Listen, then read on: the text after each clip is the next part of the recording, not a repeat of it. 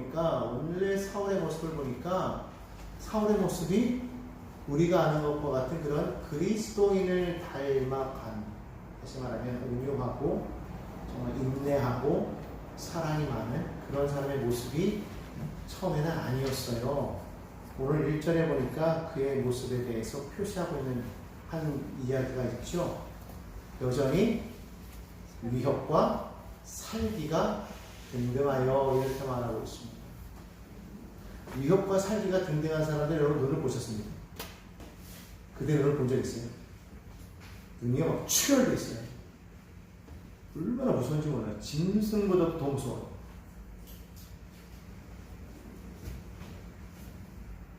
이 사울이 살기를 띄었다고 지금 그렇게 말하고 있어요. 살기를 뛸 정도의 보통 우리는 그렇게 분을 내지 않아요. 근데 오늘날 자꾸 살인사건이 많이 일어나는 이유가 뭐냐면 우발적인 살인이 많은데 사실 그것도 뭐예요? 순간적으로 살기가 많이 있기 때문에 그렇잖아요. 여러분 평범한 사람도요 얼마든지 그러한 죄를 저질 수가 있어요. 그러니까 사울이 여기서 이렇게 하는 것이 사울이 특별히 그래서 그런 게 아니다.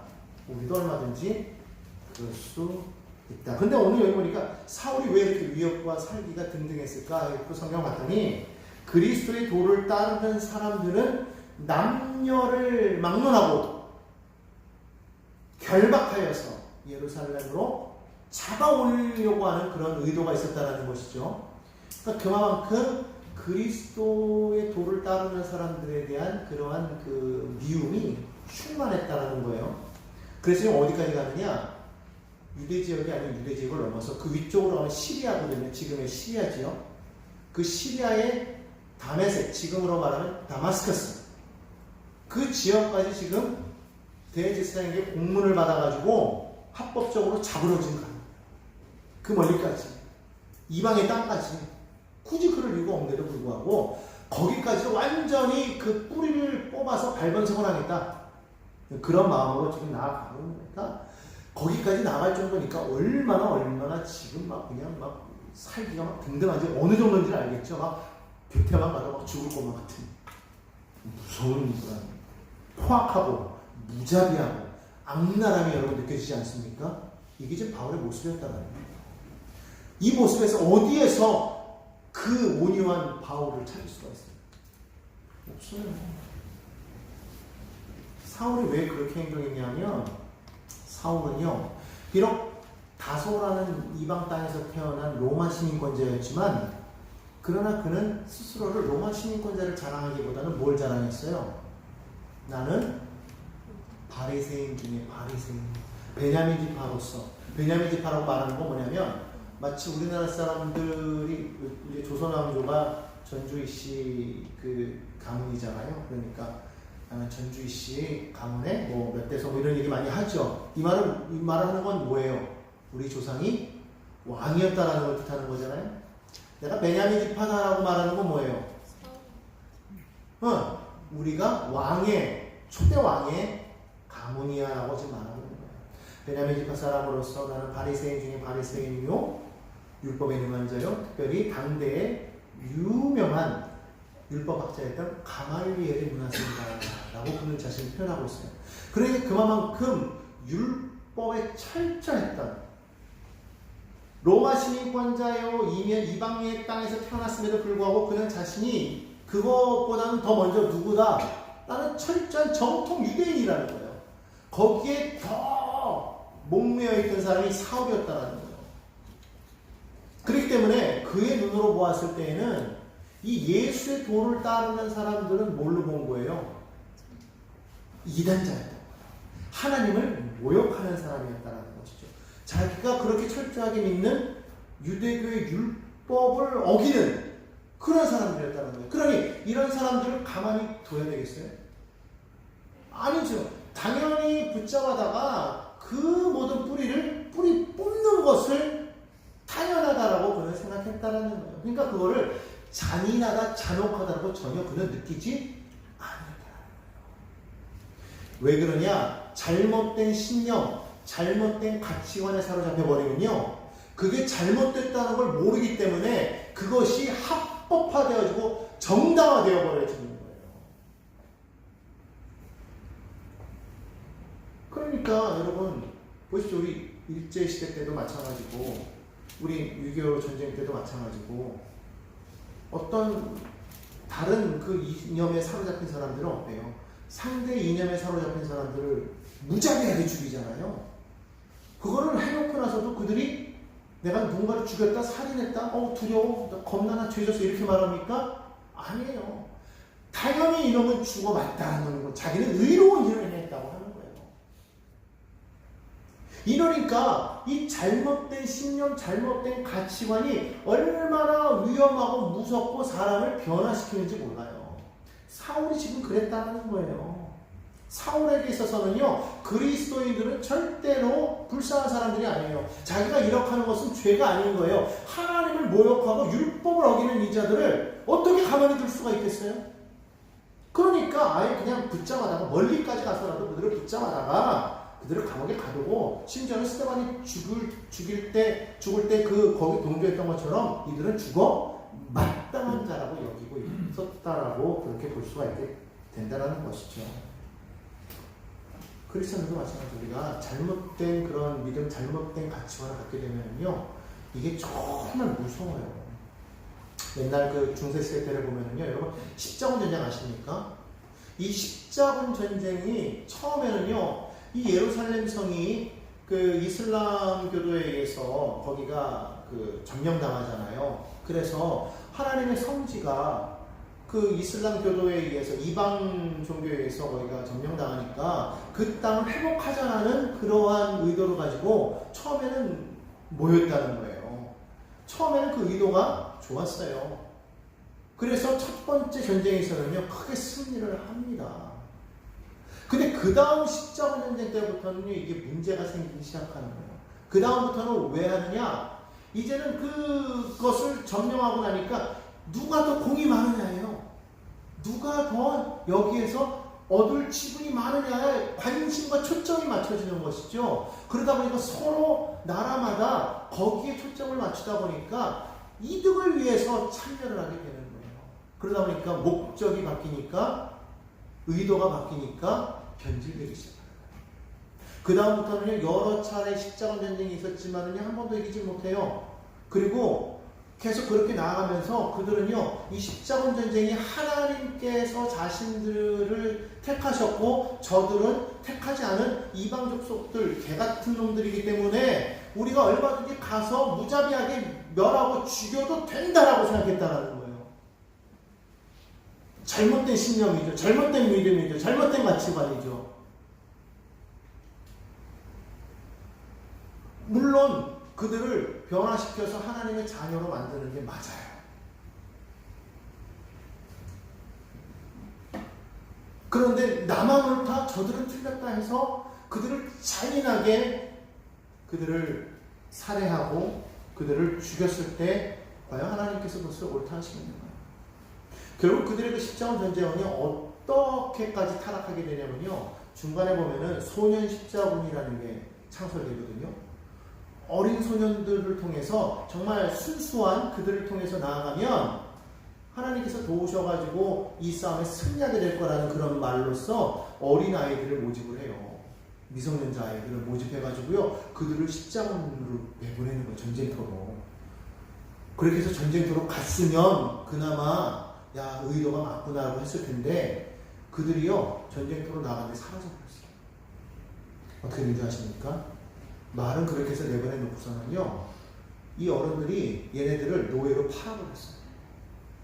그러니까 전쟁터에 나갔다 갑자기 애들이 배를 타고 나아갔는데 없어졌어. 다 노예로 팔아버린 거예요. 그러니까 이런 잘못된 신념과 잘못된 믿음을 가지게 되면은요, 이와 같은 일들이 생기는 거예요.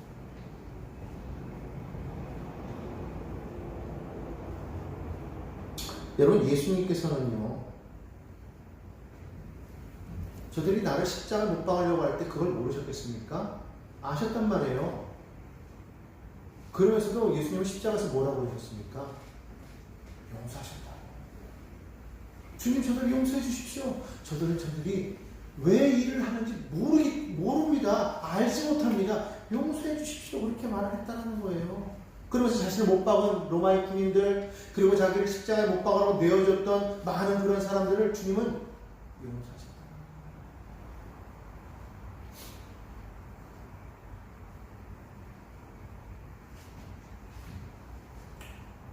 우리의 신앙이 바울처럼 나는 맞고 너는 틀리다, 이러한 생각으로 가득 차버리면은요, 결국에는 그 행동을 잘못하게 행할 수밖에 없다는 거예요. 근데 이게 나 혼자만의 생각이면은 얼마든지 바뀔 수가 있는데, 다수가 그렇게 생각하잖아요? 그러면은 여기에 사람이 쉽게 넘어가 버리게 되는 거예요. 그게 맞다라고 해요. 왜 사울이 여기에 동조할 수밖에 없었느냐? 대제사장도 그러고 있어요. 성전의 지도자들도 그러고 있어요. 율법학자들도 지금 그러고 있어요. 그러니까 당연히 그게 내 생각이 틀린 게 아니야, 맞아라고 할 수밖에 없는 것이죠. 여러분, 다수라고 다 맞는 게 아니죠. 물론 그렇다고 소수가 맞다라고 말하는 게 아닙니다. 그런데 다수가 잘못된 신념에 묶여버리면요, 무서운 공동체가 되어버리는 거예요. 독일을 보십시오. 독일 사람들이 원래 그렇게 악한 사람들이 아닙니다. 그런데 낫지라는 그런 잘못된 그런 이념과 그 사상을 갖게 되니까, 여러분, 어떻게 멀쩡한 사람 600만을 희생시킬 수가 있어요? 그건 사람이 할 짓이 아니거든요. 그런데 잘못된 신념이 들어가니까 그 일을 행하고 나서도 내가 왜 잘못했어요?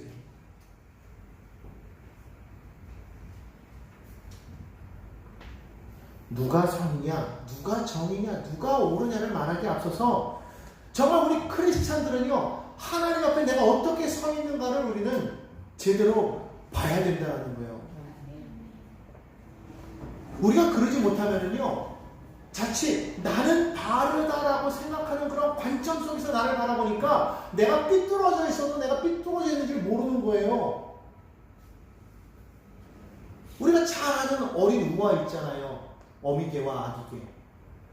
어미개가 아기개를 막 이렇게 걸음마를 시키잖아요.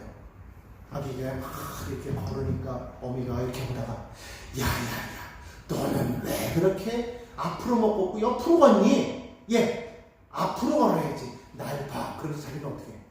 자기는 앞으로 가는. 지금 이 어미개는요, 자기는 앞으로 간다라고 생각하는 거예요. 왜? 자기를 못 보니까. 근데 이것이 어쩌면 우리와 똑같다는 것이죠. 내가 나를 못 보니까 나는 바른 거예요. 나는 올바른 믿음 안에 서 있다고 생각하는 거예요. 그런데 사실은 올바르지 않을 수도 있다는 것이죠. 누구처럼? 지금의 이 바울처럼. 근데 사실 여러분, 사람이 자기 자신을 객관적으로 바라보는 게 쉬워요? 이게 어렵거든요. 내가 나를 객관적으로 바라본다는 게 정말 힘든 거예요. 여러분 가끔 이렇게 거울을 보시면요, 그 거울에 비친 모습이 난 줄 알잖아요. 그런데 이게요, 거울에 비친 비춰지는 내가 바라보는 그 모습은요, 다른 사람이 나를 보는 모습이 아니에요. 저는 깜짝 놀랐어요. 이 거울을 이렇게 반대로 어떻게 해가지고 조작해서 이렇게 하는 거울이 있는데, 그 거울에 딱 비치면은요, 내가 평상시에 보던 내가 아니래. 이상하게 보이는 게. 근데 그게 다른 사람이 나를 보는 모습이에요. 그러니까 거울마저도 나를 객관적으로 바라보지 못하게 만드는데, 하물며 아무것도 없는 상태에서 내가 내 자신을 객관적으로 본다? 모른다는 거예요. 그러니까 내가 나를 객관적으로 바라보지 못하니까, 내가 바르다라고 생각하니까 나는 이렇게 삐뚤어져 있으면서, 야, 똑바로 서! 이러는 거예요. 내가 삐뚤어져 있는데 저 사람도, 왜 똑바로 서 있지 않아? 삐뚤어 서 있잖아. 좀 똑바로 해! 남을 판단하고 비판하는 거 왜 그러느냐? 내가 나를 보지 못하기 때문에. 바울이 그렇다는 거죠. 지금 사울이 그런 거예요. 그러니까 그리스도를 믿는 사람들은 자꾸만 잡아다 넣는 겁니다. 여러분, 건물을 올릴 때 건물이 똑바로 올라가게 하기 위해서는 반드시 써야 되는 게 있어요. 그게 뭐냐면 다림줄이라는 거예요. 이 다림줄을 왜 쓰냐면, 그 다림줄을 쭉 줄을 떨어뜨려가지고 지금 이 건물이 똑바로 지금 올라가고 있는지를 보는 거예요. 이게 없으면은요, 건물이 자기가 봤을 때 똑바로 올라가는 것 같은데, 집안의 그 저거에 따라서 건물이 내가 봤을 때 똑바로인데 약간씩 틀어질 수 있어요. 밑에서 이만큼 틀어지면 위로 가면 엄청 틀어지는 거 여러분 아시죠? 여기서부터 올라갈 때 다림줄이 없으면요, 지금은 똑바른 것 같은데 다 올라가다 보면 어느 순간에 이만큼 기울어져 있는 걸 보게 된다는 거예요. 그럼 어떻게 돼요, 그 건물은? 무너지는 거예요. 우리 인간도 마찬가지예요. 그러면 우리 인간도 바르게 살려면 어떻게 되냐? 내 인생에 달인줄이 있어야 된다는 거예요. 그럼 우리 인생의 달인줄이 무엇이 돼야 될까요? 그거는 다른 게 아니에요. 바로 십자가에 달린 예수 그리스도인 줄로 믿습니다. 예수가 우리의 삶의 달인줄이에요. 그 예수를 바라보면서 나를 비출 때 거기에서 우리는 올바로 서 있을 수가 있는 거예요. 사울이 왜 그러지 못했느냐? 말씀은 알았지만 그 말씀이 누구를 얘기하고 있는지 몰랐기 때문에, 그 예수를 만나지 못했기 때문에, 십자가에 달린 예수를 만나지 못했기 때문에, 부활하신 주님을 만나지 못했기 때문에, 사울은 말씀은 알았지만 잘못된 신념과 가치관에 빠져서 그는 이와 같이 엄청난 잘못을 저지르게 되었다는 것이죠. 여러분, 막대기를 물에 넣으면요, 고든 막대기를 물에 넣으면 꺾여 보이거든요. 굴절 현상에 의해서. 마찬가지인 거예요. 우리는 그걸 바라보면서 이게 바르다라고 생각하지만 사실은 바른 게 아니에요. 꺾여 있는 것 같이 보여도 그건 꺾인 게 아니죠. 그러니까 우리가 보는 것을 정확하게 보기 위해서는 반드시 측량할 수 있는 무언가가 있어야 되겠더라. 우리 스스로가 나만의 가치관, 나만의 세계관에 빠져가지고 그것을 통해서 자꾸만 바라보지 말고 오직 십자가에 달린 그 예수를 통해서, 그리고 부활하신 예수를 통해서 모든 것을 바라보는 저와 여러분 되기를 주님의 이름으로 축원합니다. 안타깝게도 우리는 자라온 환경과 우리가 지금까지 배워왔던 모든 지식을 통해서 하나의 고정관념에 자꾸만 자리 잡혀 있어요. 그것이 전체가 되면 그것이 문화요. 그런 문화와 그런 역사 속에서 우리는요, 하나의 그 한민족으로서의 어떤 그러한 그 특성 가지고 우리가 살아가기 때문에 때로는 세상에 다양한 문화가 있다는 것을 인지 못하고 살아가다 보면 어려움을 겪을 때가 있어요. 옛날에 우리나라에서 미국으로 이민을 많이 갔잖아요. 근데 미국으로 이민 가가지고 어르신들이 참 이 경찰에 많이 잡혀간 케이스가 있는 게 엉뚱한 게 뭐냐면, 우리나라 사람들은 애들을 보면은 어떻게 해요? 애기가 귀여우면 제일 먼저 볼을 꼬집는다든지 엉덩이를 탁탁탁 두들기잖아요. 이건 우리나라 사람들에게는 이게 뭐예요? 귀엽다는 표시예요. 사랑한다는 표시잖아요. 할아버지 할머니들이 애들 보면서 아이고 이 녀석 이러지, 누가 아이고 이뻐다 이렇게 안 하거든요. 근데 어느 날 미국에 이민 가셨던 할아버지 할머니가 미국에 이민 가가지고 거기서 길에 나왔다가 길가에 가는 애기를 보고서 한국에서 똑같이 아이고 이쁘다고 엉덩이를 두들겼는데요. 그 부모가 놀래가지고 경찰에 신고했어요. 뭘로 신고했느냐? 아동 성추행. 그래서 경찰이 잡혀갔어요. 여러분, 미국에서 아동 성추행은 큰 중범죄입니다. 우리나라에서는요, 그냥 그것이 당연히 이쁘다는 표시여가지고 그냥 그렇게 한 거였어요. 애들을 성추행하려고 한 게 아니라 이뻐서 하던 습관들을 한 거였는데, 그만 이것이 거기에 가서는 죄가 돼가지고 감옥에 가게 됐다.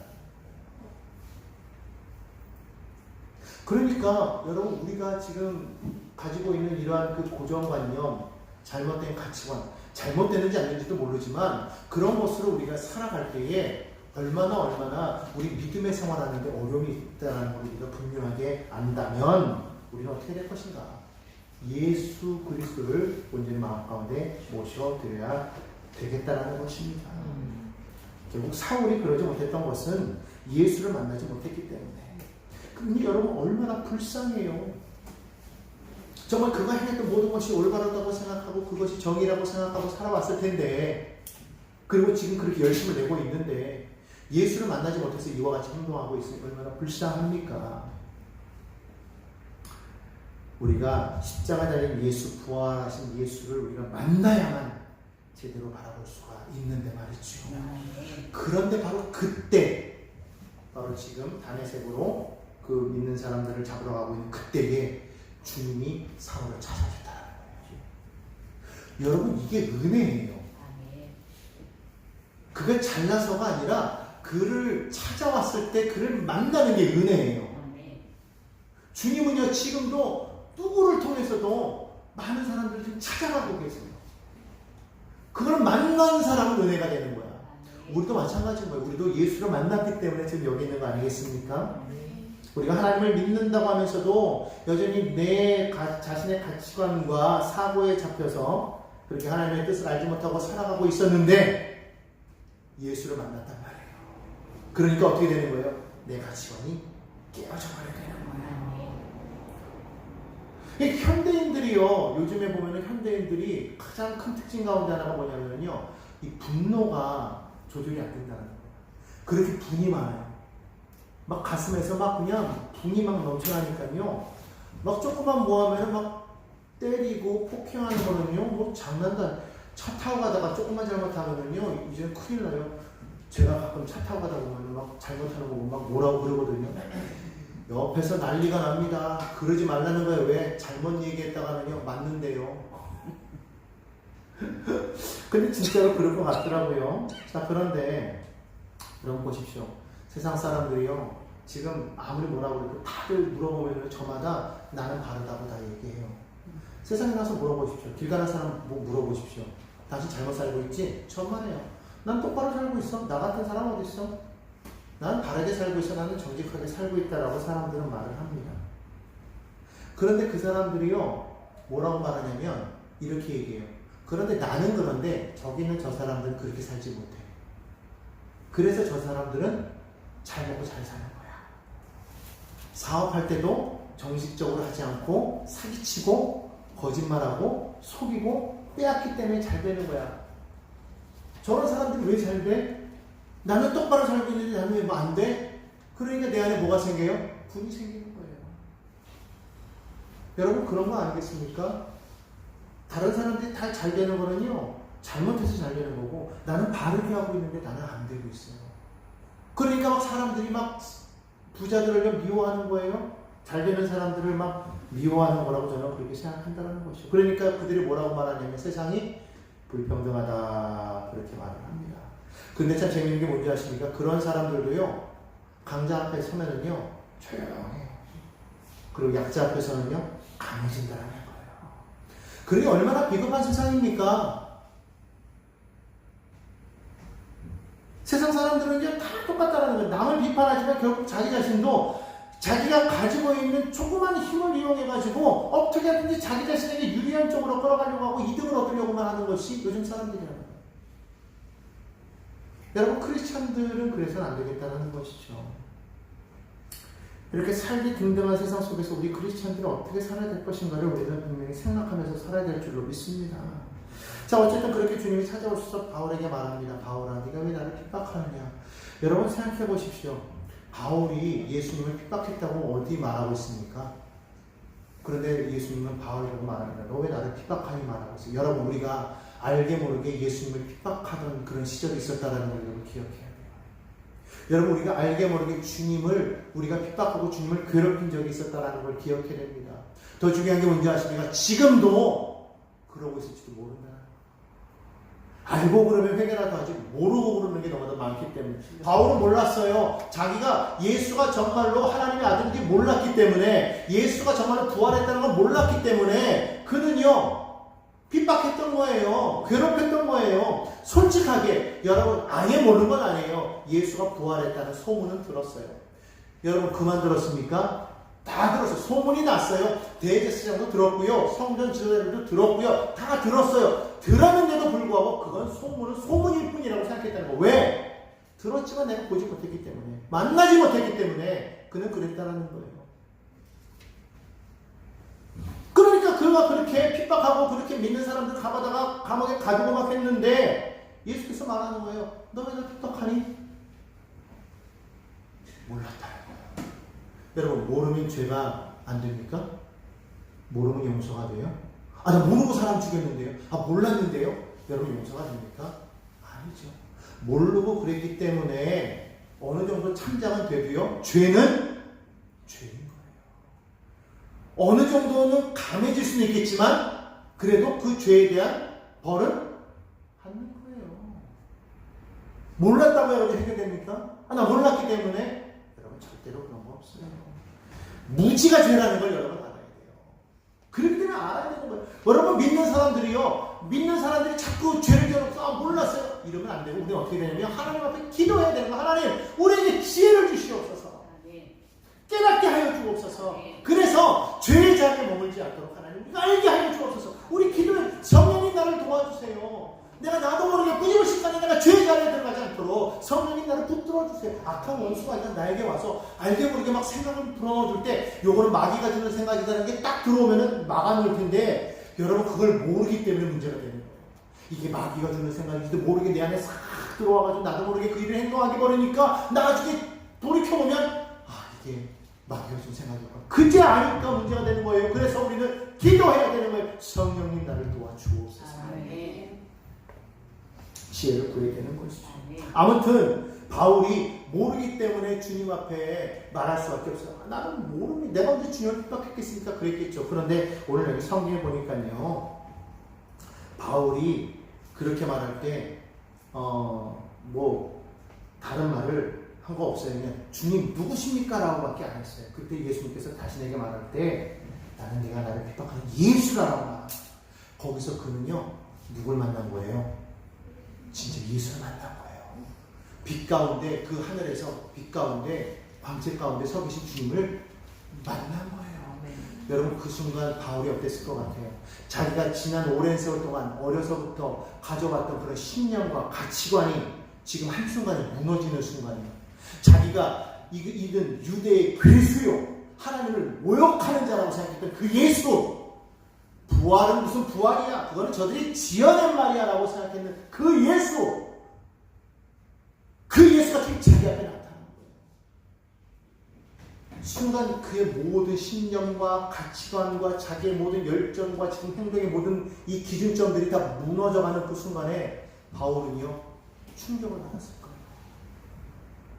왜 그러냐? 바울이요 순간 빛을 바라보고 눈이 어두워졌어요.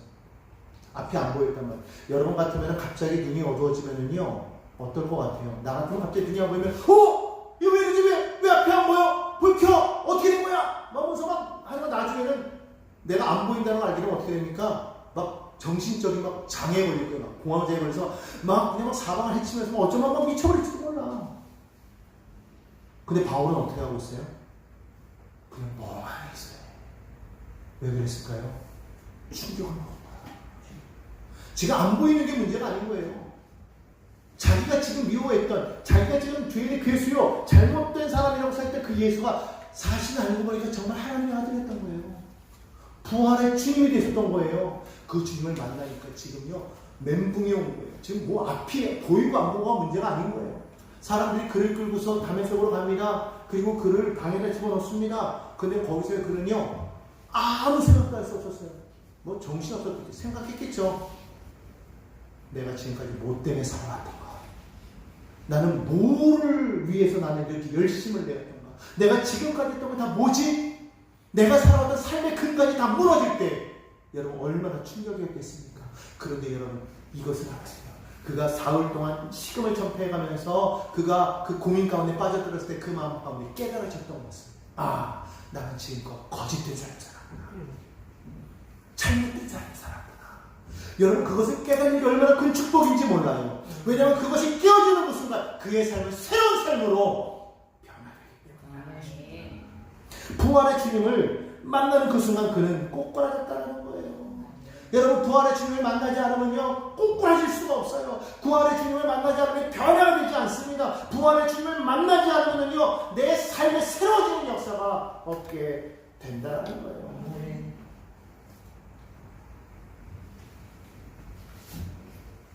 바울이 거기서 정말 예수님이 정말 참된 하나님의 아들이구나 깨닫는 그 순간 누군가가 와서 자기에게 안수를 합니다.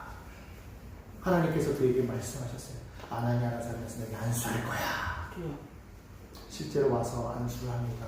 사실은 아나니아가요 이 다메섹에 있는 제자인데 하나님께서 이 아나니아 보고 아나니아야 너 저기 가면 이 사울이라는 사람이 눈이 멀어서 있을 텐데 기회 가서 안수해라. 그러면 그가 눈이 떠지고 성령이 충만해져서 나의 복음을 전할 자가 될 거야. 그랬더니 아이고 하나님, 내가 그 사람에 대한 소문을 들었는데요 포악하기가 그지없고요 그 사람한테 잘못 걸리면 뼈도 남아나지 않는데요 국물도 없대요 하는 줄 못해요. 아나니아야, 이는 내가 이방인을 위해서 선택한 나의 그릇이다. 사도행전 9장 15절로 16절에 말합니다. 가라, 이 사람은 내 이름을 이방인과 임금들과 이스라엘 자손에게 전하기 위해 택한 나의 그릇이다. 그가 내 이름을 위하여 얼마나 고난을 받아야 할 것을 내가 그에게 보이리라 하시니. 아나니아가 즉시로 순종해서 가서 기도했더니 정말로 눈이 뜨이게 됩니다. 그를 데리고 와서요, 많은 제자들과 함께 며칠을 지내는데 그동안에 사울이 막 먹으면서 힘을 얻게 되니까요, 어떤 일을 하게 되는지 아십니까? 여러분 성경 사도행전 9장 20절 한번 펴보실까요? 사도행전 9장 20절 한번 읽어보겠습니다. 함께 읽습니다. 시작. 즉시로 각 회당에서 예수가 하나님의 아들이심을 전하더라. 여러분 지금 이 사람이 어떤 사람이었어요? 예수 믿는 사람들을 붙잡아다 감옥에 가두는 사람이었어요. 그런데 이 사람이 어떻게 변했어요? 즉시로 예수가 하나님의 아들이심을 각 회당에서 전파했대요. 여기서 우리가 주목해야 된다는 건 뭐예요? 즉시로예요. 변화는요 즉각 일어납니다. 주님을 만나면은요 즉각 변화가 일어나는 거예요. 내 안에 옛사람이 깨어지고 새사람이 되니까 완전히 변화되는 거예요. 핍박자 사울이요 전도자 사울로 새롭게 탄생하는 순간이 바로 이 순간이에요. 새롭게 태어난 거예요. 완전히 변해버린 거예요. 그래서 그가 고린도 후서에서 뭐라고 말합니까? 5장 17절 여러분 잘 아는 말씀이죠. 그런즉 누구든지 그리스도 안에 있으면 새로운 피조물이다. 이전 것은 지나갔으니 보라 새롭습니다. 할렐루야. 예수를 만나는 그 순간 우리는 즉각적으로 새로운 피조물이 된 줄로 믿습니다. 지나가는 가는 거예요. 지난날의 나의 거짓된 나의 삶은요 완전히 깨어져 버린 거예요. 여러분 그게 은혜인 거예요. 지난 그 거짓에 사로잡혀가지고 그것에 묶여가지고 두려워하지 말라는 거예요. 깨진 건 지나버리고 새롭게 변화돼야 된다는 거예요. 이게 회심이에요. 회심은요 즉각적으로 돌아서 완전히 탈바꿈한 새로운 사람이 되는 거예요. 다시 그 길로 가지 않는 거예요.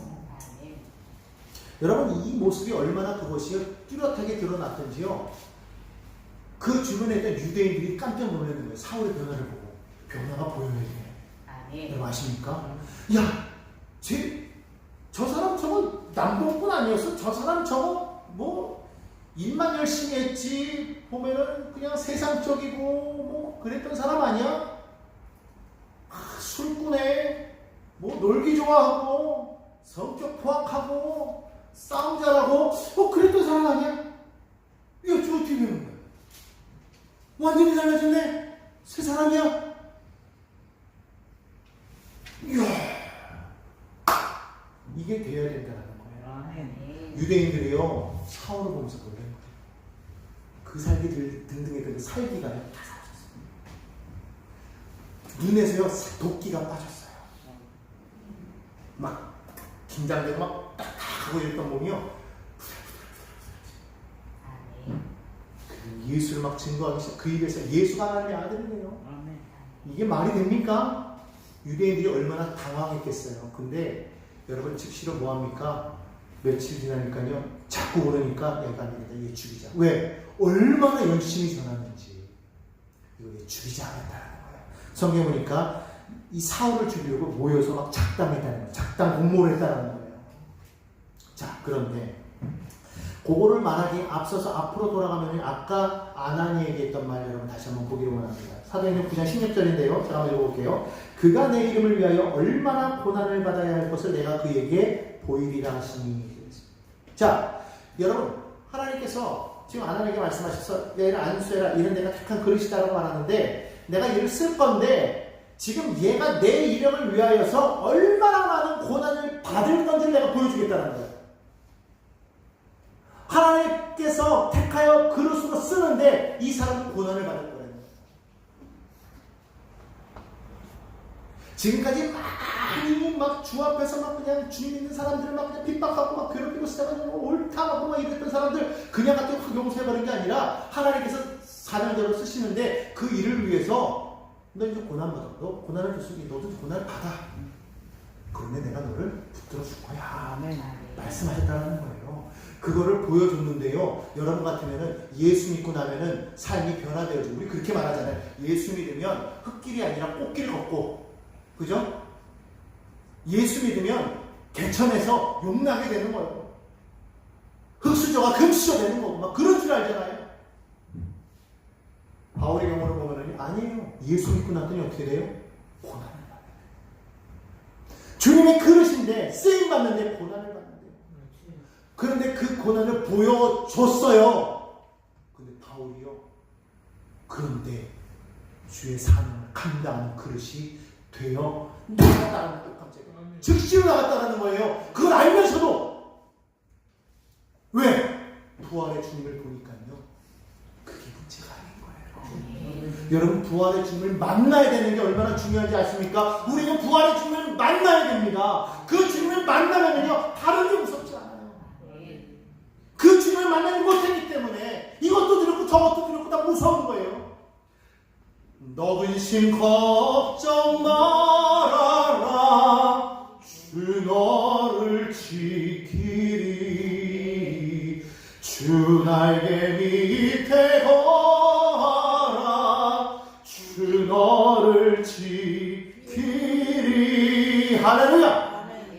주님이 우리를 지켜주신대. 그 부활의 주님 죽으신 주님이 아니라 십자가에 죽으셨을 뿐만 아니라 우리를 구원하실 뿐만 아니라 부활하셔서 지금도 하나님 앞에 살아계신 그 주님을 만나니까 그러니까요 그 고난을 보고서도 나가는 어떤 고난을 받는지 아십니까? 사실 제일 먼저 나갈 때부터 지금 죽일 위협에 당했잖아요. 그런데 고린도후서 11장을 보니까요 이렇게 말하고 있어요. 23절로부터 27절에 보면 여러분 한번 성경 표시로서 한번 보십시오. 고린도후서 11장 23절에서 27절인데요. 제가 한번 읽어보겠습니다. 여러분 눈으로 따라오세요. 23절 후반부터 읽을게요. 내가 수고를 넘치도록 하고 옥에 갇히기도 더 많이 하고 매도 수없이 맞고 여러 번 죽을 뻔하였으니 유대인들에게 40에서 하나 감한매를 5번 맞았으며 3번 태장으로 맞고 1번 돌로 맞고 3번 파선하고 일주야를 깊은 바다에서 지냈으며 여러 번 여행하면서 강의 위험과 강도의 위험과 동족의 위험과 이방인의 위험과 시내의 위험과 광야의 위험과 바다의 위험과 거짓 형제 중의 위험을 당하고 또 수고하며 애쓰고 여러 번 자지 못하고 줄이며 목마르고 여러 번 굶고 춥고 헐벗었느니 아이고야 너 앞으로 주의 길로 내가 너를 부르는데 너 주의 길로 가는데 이와 같은 일이 네 앞에 있을 거야 라고 말했다면 여러분 갈 사람 누가 있겠어요? 여러분 같으면 너 주의 길로 가라 내가 너를 택하여 하느니라 내가 너와 함께 할게 근데 이런 고난을 당할 거야 그러면 여러분 누가 가겠냐는 거예요. 근데 바울은요 알면서도 갔어요. 왜요? 부활의 주님을 만났기 때문에 하늘의 소망을 보았기 때문에 그는 갔다는 겁니다. 여러분 회심이라는 게 이런 거예요. 내 앞길에 어떠한 일이 놓인다고 할지라도 주님이 나와 함께 하시면 나는 능히 넘어가리라. 비바람이 앞길을 막아도 나는 가리 주의 길을 가리. 여러분 이렇게 고백하며 나아가는 것이 믿음의 백성의 삶인 줄로 믿습니다. 부활의 주님을 만났으니까 내 삶이 이제는 가난에서 벗어나서 부유하면 그렇게 되겠지만 그렇다고 당장 꽃길이 안 되면 우리는 꼭 뭐라고 해요? 주님 어디 계십니까? 이러려고 나를 믿게 하셨나요? 원망하고 불편하잖아요. 이스라엘 백성을 보십시오. 광야길로 가지 못한다고 에돔 왕에게 말해가지고 에돔길로 그 왕의 대로로 갑시다 하고 딱 했는데 에돔 왕이 거절하니까 결국은 광야길로 돌아가다가 불뱀 사건 만나잖아요. 불뱀 만나니까 어떻게 됩니까? 사람들이 뭐 원망하잖아요. 똑같은 거예요. 가나안 땅 코앞에서 한번 감을 딱 느끼니까 금방 원망하는 일이 생기게 되잖아요. 그게 우리 믿음 아닙니까? 왜 그래요? 부활의 주님을 만나지 못했기 때문에 그런 거예요. 여러분 우리가 받은 복이라는 건 뭔지 아십니까? 하나님의 자녀가 되는 복이에요. 내가 예수 믿고 하나님의 자녀가 되었다. 이미 이것으로 우리는 복 있는 자가 된 거예요. 따라합시다. 나는 이미 복 있는 자다. 하나님의 자녀다. 믿고 외치시기 바랍니다. 그렇게 될 줄로 믿습니다. 이미 그렇게 되었다는 거예요. 하나님께서 우리를 통해서 너희는 많은 사람들에게 복의 근원이 되라고 말씀하시지 않았습니까? 너를 통해 모든 생이 복을 받게 하겠다고 하지 않았습니까? 아브라함에게 주신 그 축복이 오늘 저 여러분에게 주는 축복이 되는 것을 믿으시기를 예수님의 이름으로 축원합니다. 부활의 주님을 만날 때 바울처럼 주님을 만났을 때 변화가 될 때 우리는 복 있는 자가 되는 거예요. 그와 같은 우리 믿음의 백성들이 다 되시기를 예수님의 이름으로 축원합니다.